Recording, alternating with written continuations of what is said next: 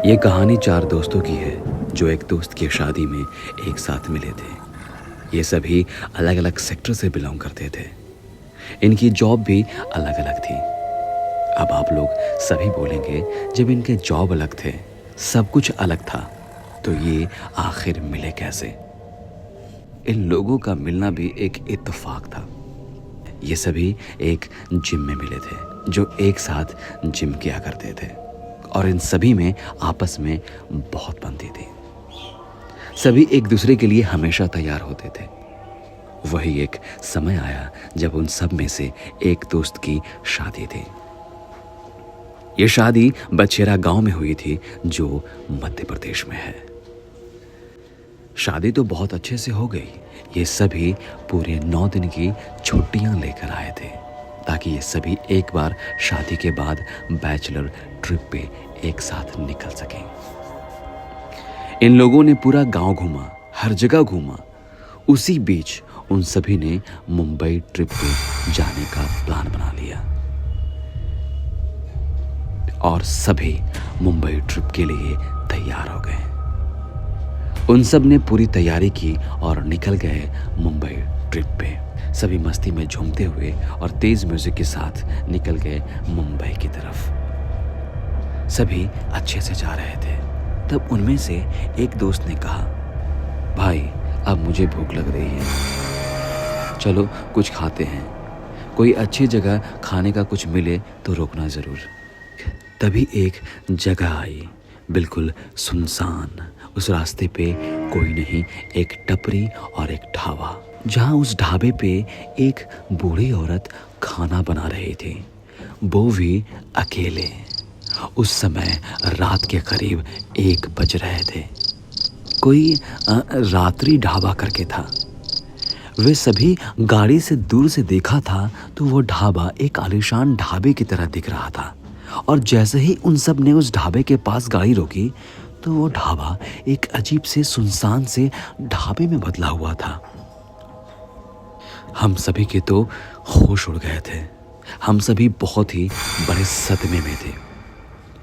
जब कुछ देर बाद वे सभी गाड़ी से उतरे तो देखा एक बूढ़ी औरत खाना बना रही है, और एक लड़की भी थी जो जवान और खूबसूरत थी, जो किचन के एक कोने में चाय बना रही थी। हम सभी उस लड़की को देख सभी डर और उस सदमे को भूल गए। उस लड़की के पायल के खनखन के साथ इधर उधर होना, उसकी अदा भरी आवाज से पूछना, क्या लेंगे बाबू साहब? हम लोग काफी स्तब्ध थे।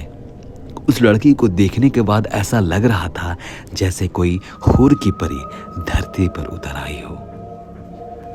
उसके मखमली आवाज, उसकी बातों की वो मिठास, वो सब एक अलग जादू सा किए हुए था।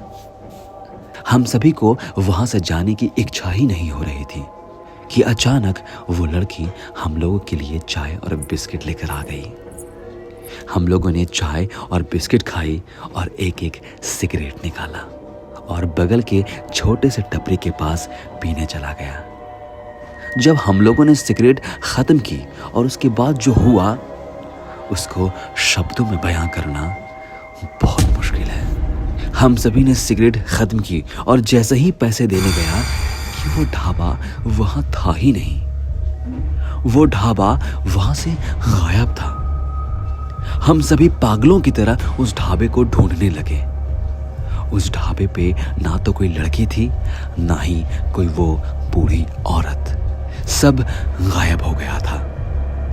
और जब हम सभी ढाबे के पास आए, उसके बाद ये ढाबा कहाँ गया ये पूछने जब टपरी के पास गया तो वो टपरी भी गायब थी।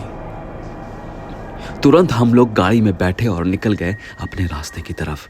हम सभी काफी डरे हुए थे। हम लोगों को ये समझ ही नहीं आ रहा था कि ये आखिर क्या था। हम लोग जब आगे बढ़ ही रहे थे कि अचानक मैंने उसी लड़की को वो रोड के साइड में गाड़ी को रोकते हुए देखी। हम सभी तो जैसे अब पागल होने वाले थे। हम लोग सभी तेज रफ्तार में गाड़ी को भगाने लग गए कि अचानक कोई गाड़ी के सामने आ गया और जोर से किसी के टकराने की आवाज आई। हम लोग बहुत डरे और सहमे हुए तो थे ही, जब डरते डरते हम सभी बाहर निकले और देखा तो हमारे तो होश उड़ गए। उस गाड़ी के आगे जो टकराया और वो जो था वो और कोई नहीं, वो वही ढाबे वाली लड़की थी। वो लड़की पूरी खून से लथपथ थी। जैसे ही हमने उसे छुआ कि वो लड़की ने अपनी आंखें खोल ली। हम सभी ने तो अब सोच लिया था यह रात हम लोगों की आखिरी रात होगी, और झटपट दौड़ते हुए गाड़ी में बैठ गए और तेज रफ्तार में जाने ही लगे कि एक मंदिर मिली। हम लोग तेजी से उतरकर उस मंदिर में चले गए। जब गया और देखा तो एक पंडित वहां सोए थे। हम लोगों ने पंडित जी को देखा तो सांस में सांस आई। हम लोगों ने तब जाकर राहत की सांस ली।